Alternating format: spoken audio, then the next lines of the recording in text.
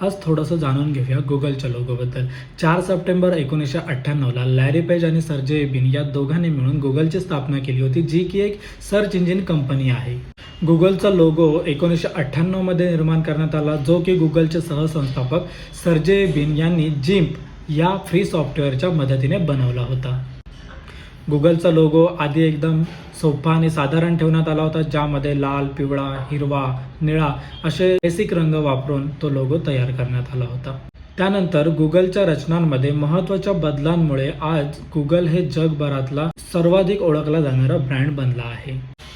गुगलने आपल्या लोगोमध्ये खेळकरपणा आणि साधेपणा याला महत्त्व दिलं आहे, जेणेकरून गुगल हे एक किचकट असं सर्च इंजिन न वाटता ते एक वापरण्यास साधं आणि सोपं साधन वाटेल।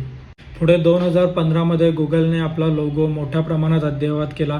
त्यावेळेस त्याने एक कस्टम सॅन्स सेरिफ फॉन्ट वापरण्यास सुरुवात केली, जो की आजपर्यंत तसाच आहे।